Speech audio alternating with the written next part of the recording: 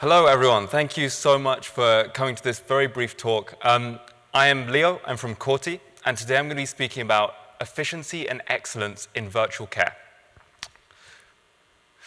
So broadly, we'll split this presentation into three parts: the problem, what we're trying to solve, our breakthrough, and why it's important for this problem to be solved now. Very high level, Corti. We are a health tech startup based out of Copenhagen in Denmark. It's a very small city where it rains the whole time and there's lots of herring. That's pretty much it. There's not a lot there. But the healthcare system is incredible in Scandinavia. So we have one of the most developed healthcare systems in the world. Drugs that cost thousands of dollars a month here in the US are maybe 3 cents a month in Scandinavia. All of healthcare is free. Everything's integrated. And it's quite an interesting model. But we were founded in Silicon Valley. We're based in Copenhagen. Our founders are from Apple and NASA, so very knowledgeable, established founders in the machine learning space who are passionate about solving a problem. And our whole approach is around solving problems in virtual care using a data-driven approach, not just relying on experts in the space, but truly understanding what is going on in consultations, because we believe that the answer to more efficient consultations, better patient service, better patient outcomes lies within the data. And just by listening to conversations, understanding what's going on, we can make huge leaps and bounds forward in terms of patient outcomes. So the problem: virtual care consultations just are not good enough today.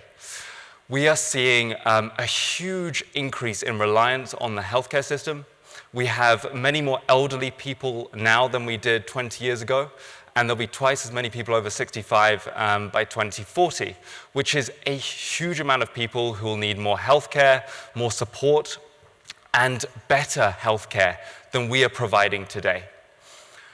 So we've got consumers, customers that are demanding more. There's more choice. There's much more consumer choice across telehealth and hospital services, especially here in the US. And we lack millions of health professionals. So in 15 years' time, we will have 150,000 fewer doctors than we need and 450,000 registered nurses. So these are huge numbers. And this is seen in our healthcare systems today. So the impact is we are rushing a lot of the key conversations that we need to have at the beginning of the healthcare funnel. So people calling their health insurer or calling their nurse line. And the result of this is a lot of misdiagnosis. So misdiagnosis in the US accounts for 80,000 deaths just in hospitals alone. And we're not even looking at all of the misdiagnosis that happens in our phone lines, our emergency services, which is where we got our start. And as well as this, we see huge rates of staff burnout. So the official figures are around 35% for registered nurses, but the partners we work with say that it's closer to 50%. So there's a problem. We've got overburdened systems, misdiagnosis, burnout. We can do better. So our breakthrough is that we can leverage the data from consultations themselves to understand what needs to improve in these consultations and apply those learnings to healthcare professionals that are on the front line. So I'll just give a really tangible example of this.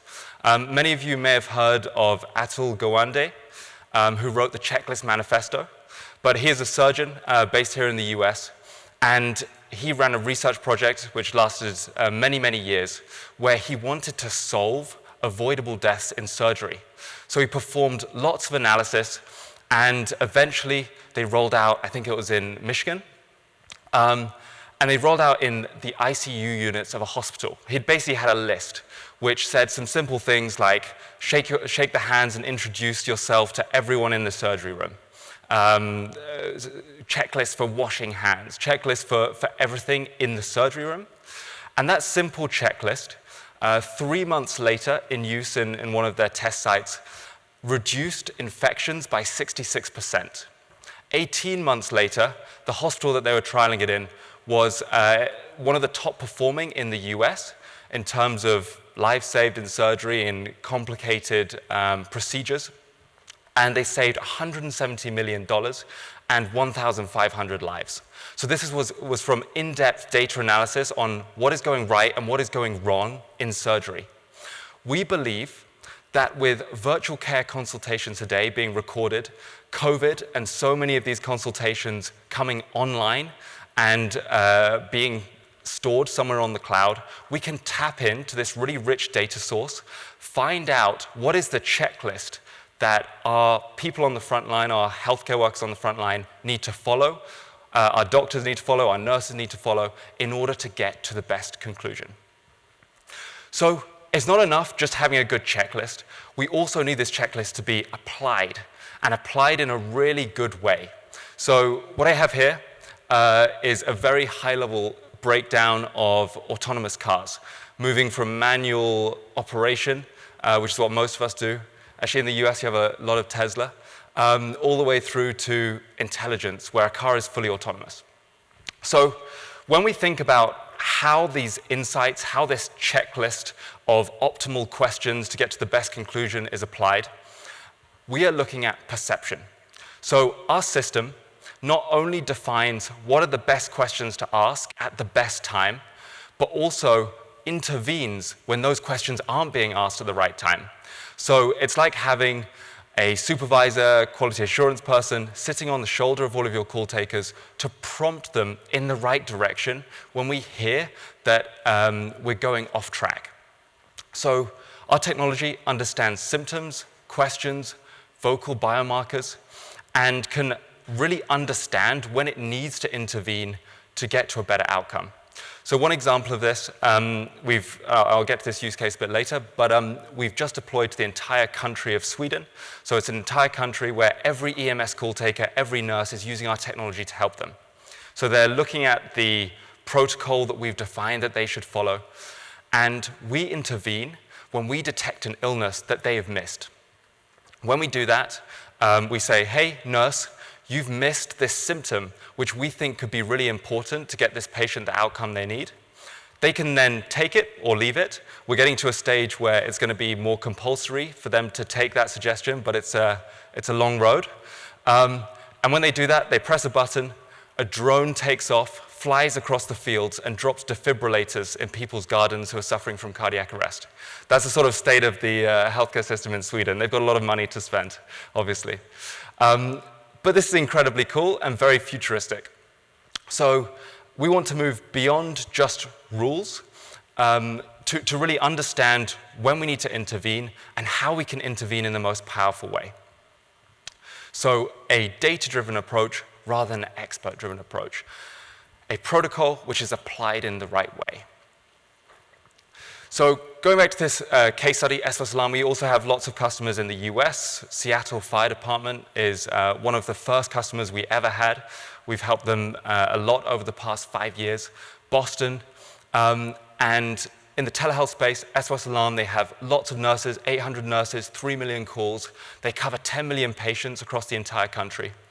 So we wanted to test our theory that we could take the Atul Gawande approach for surgery and apply it to this telehealth space, which, of course, these telehealth consultations are happening everywhere, all the way from health insurers to telemedicine providers.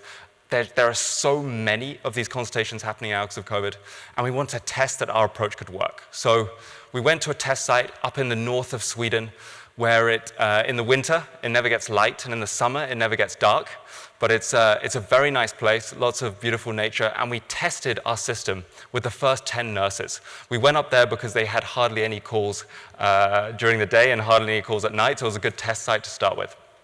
We proved that we could save time for those nurses, we could improve patient outcomes, and since then, we've rolled out across the entire country, 800 nurses, 3 million calls, 10 million patients covered.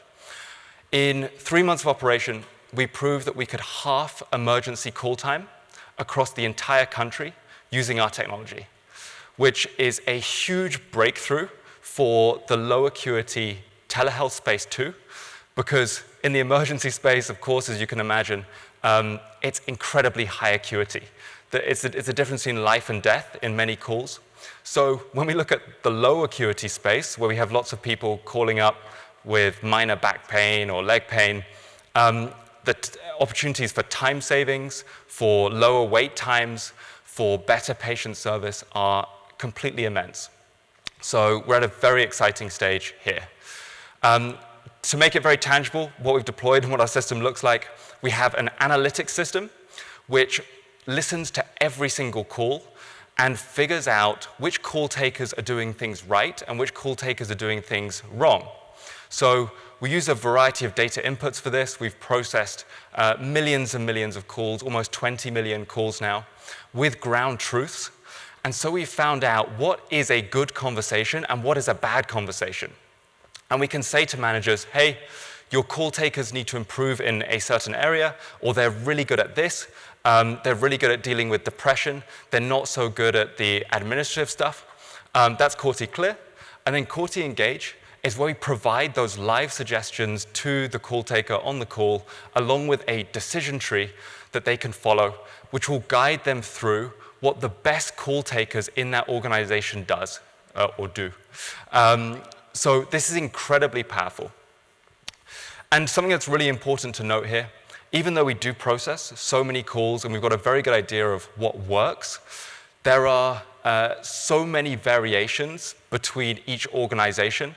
And we have organizations which place a huge emphasis on patient care, other organizations which place a huge emphasis on efficiency and speed. So we also calibrate all our technology to individual cases, so the technology is tailored to that specific use case. So without a data-driven approach, we have a call that happens, we reach a conclusion, the consultation ends, and that is the end of it. So all of this information is being created and lost instantly. This is what is happening today in most call centers all over the world that are dealing with healthcare consultations. They take calls, they generate data, the call taker remembers maybe a few insights that they've had on a few calls, and that's it. With our technology, we have data-informed QA, which is picking out every single good part, every single bad part, and feeding that back to the call taker via managers or directly prompted to them. Data-informed protocol and data-informed alerts. And the impacts are significant. So why now?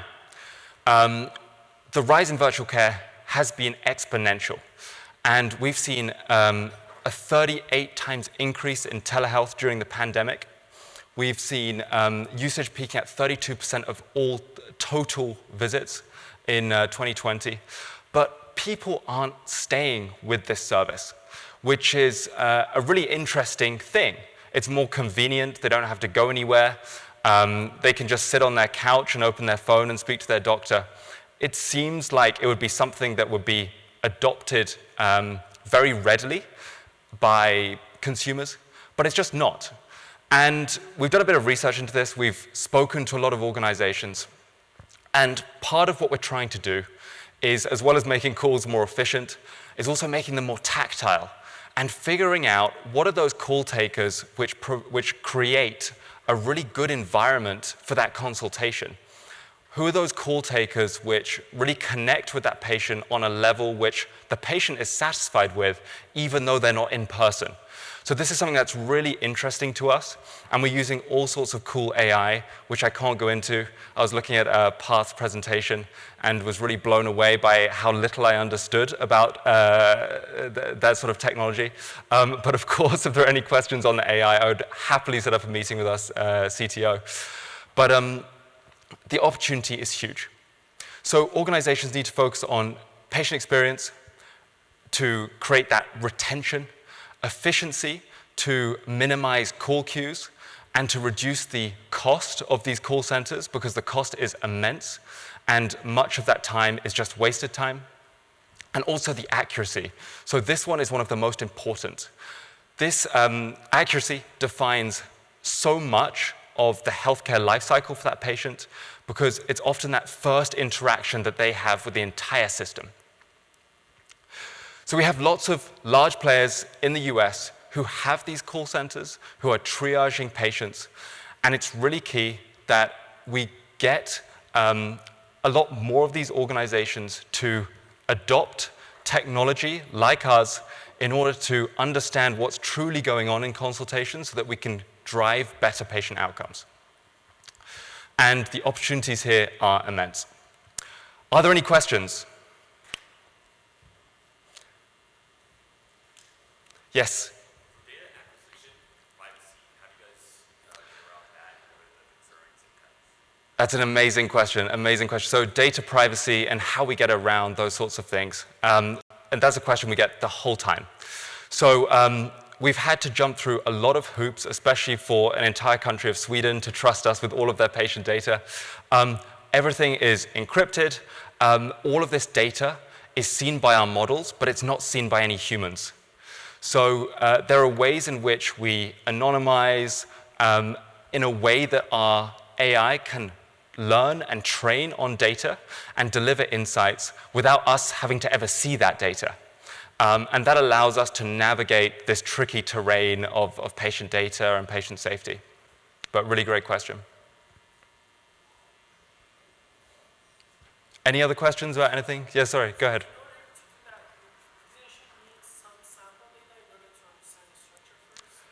Great question. Great question. So yes, we've worked with a number of partner organizations to generate sample data. We also have in-house AI trainers who are at a very basic level looking at transcription, which is the sort of foundation of our technology. On top of that, we have sort of sentiment analytics. We analyze sounds in the background, all sorts of other complicated stuff. But we use sample data from organizations and train on that.